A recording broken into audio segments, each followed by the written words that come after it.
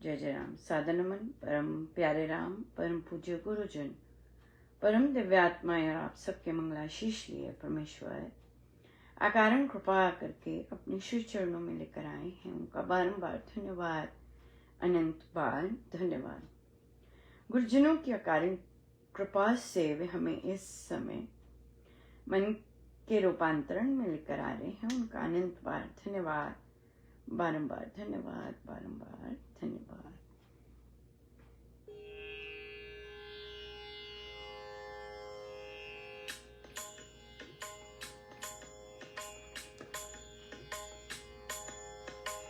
जन्म सफल हो गारे बंदे, मन में राम बसाले, मन में राम बसाले। जन्म सफल हो गारे बंदे, मन में राम बसाले, मन में राम बसाले। बोलो राम, बोलो राम, बोलो राम, बोलो राम, बोलो राम, बोलो राम, बोलो राम, बोलो राम, बोलो राम, बोलो राम, बोलो राम, बोलो राम। जन्म सफल हो गारे बंदे, मन में राम बसाले, मन में राम बसाले। राम नाम के हीरे मोती, मन में राम बसाले, मन में राम बसाले।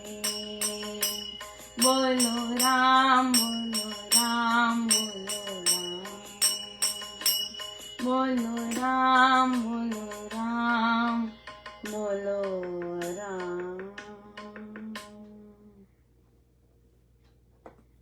श्री प्रवचन पीयूष जी।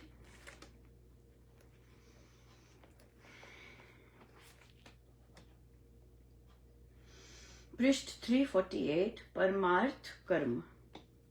कल मैंने आपके सम्मुख 4 प्रकार के कर्मों में से 3 प्रकार के कर्मों का वर्णन किया।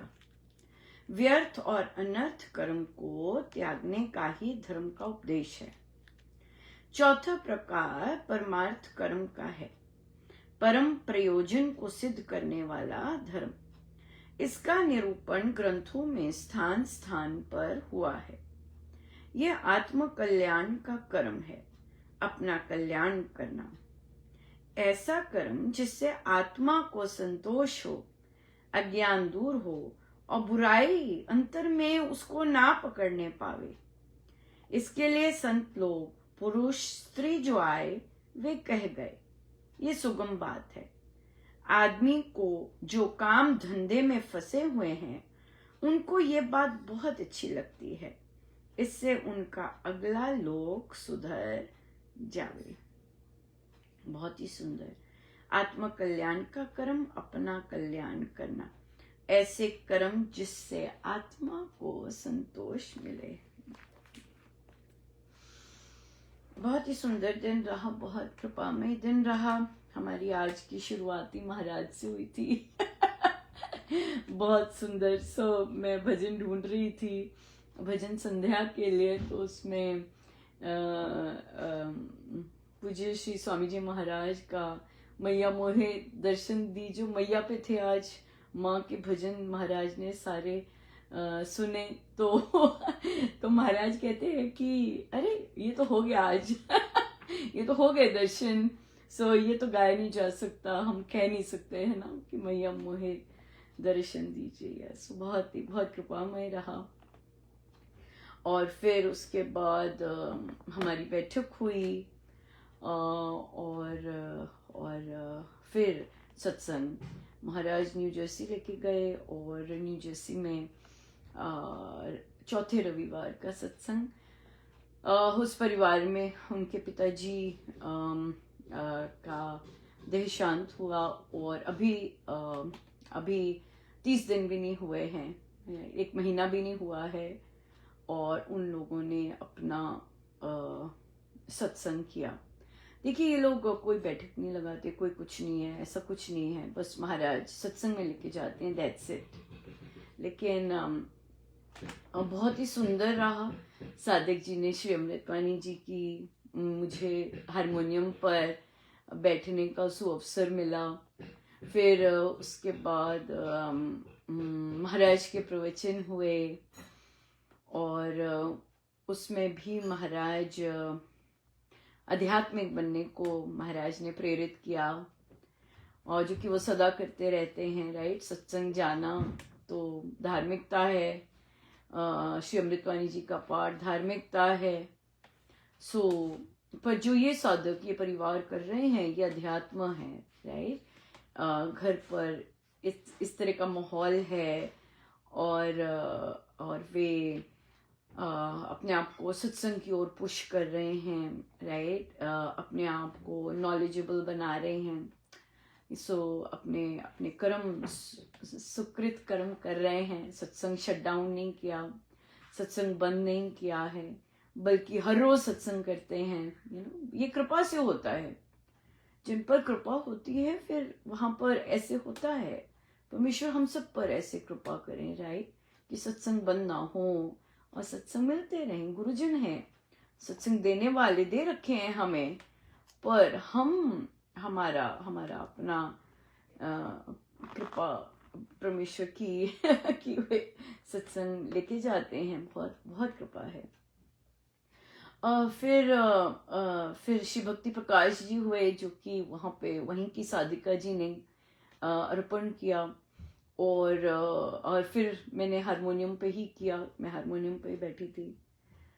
फिर उन्होंने भजन हुए, और उन्होंने बिल्कुल श्री रामचरणम की संस्कृति के अनुसार, जैसे लोकल लोगों ने भक्ति प्रकाश जी का पाठ किया और श्री अमृतवाणी जी का पाठ किया।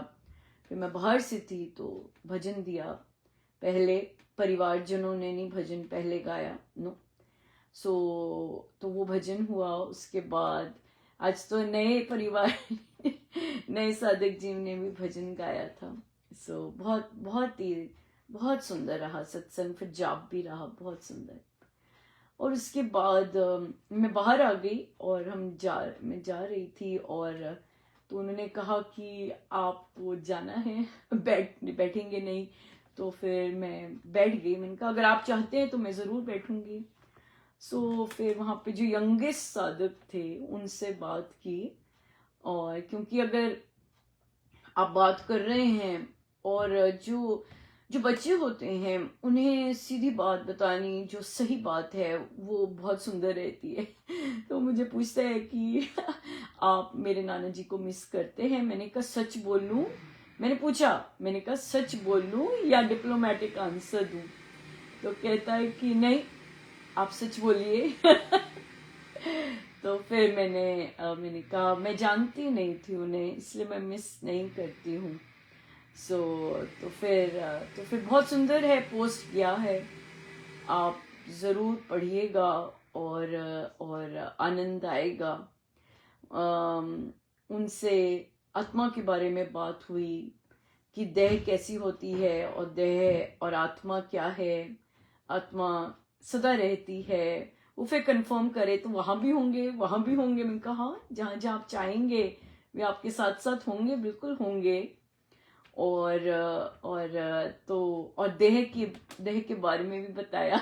मैंने कहा आंटी देखो, पहले जैसी लगती थी अब वैसी नहीं लगती। कहते हाँ, अब वैसी नहीं लगती है। मैंने कहा हाँ, तो जो बॉडी है वो चेंज होती है, और उसके बाद फिर बॉडी सदा रहती है, कहीं नहीं जाती। फिर बात की कि हम सब प्रभु के हैं, राइट, हम सब प्रभु के हैं। तो कई बार मन में आता है तो ये सब ऐसी व्यर्थ नहीं है। ये सब इसलिए है, परमेश्वर ने एक दूसरे से प्यार करने के लिए और अपने आप को ग्रो करने के लिए हमें ये जीवन दिया है ताकि हम यहाँ तक पहुंच सकें कि शरीर अलग है और आत्मा अलग है, व्यर्थ नहीं है। ये प्रभु की चीजें हैं तो यहीं रहेंगी ना, जो मालिक है राइट, मकान मालिक की चीजें होती हैं, वो तो इस ब्रह्मांड के, धरती के, ब्रह्मांडों के मालिक हैं, तो हर चीज तो प्रभु की है, राइट। सो तो ये तो उनकी उनकी मर्जी है, वो तो यहाँ रहेगी। और हम सब उनके हैं, हम सब उनके हैं, तो और हम उन्हें ही प्राप्त हों, तो वही बात बनती है असली, राइट। बाकी तो उन्होंने सारी चीजें, रिलेशंस, एक दूसरे के साथ प्यार बांटने के लिए और ऋण चुकाने के लिए दिए हैं, राइट, कि हम प्यार बांट सकें, जो प्रभु का प्यार है, निस्वार्थ डिवाइन लव, जो कि चेंज नहीं होता।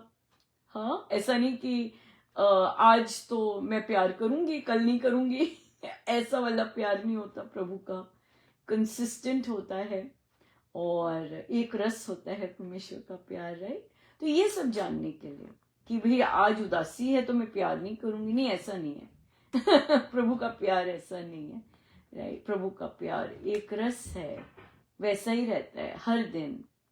पर बात यह है कि इसीलिए तो ये जन्म मिला है ना, ये सब जानने के लिए। सो बहुत ही सुंदर, गुरुजनों का अनंतवार धन्यवाद, बारंबार धन्यवाद, और सब उनका उनके श्री श्री चरणों। जय जय राम, जय जय राम।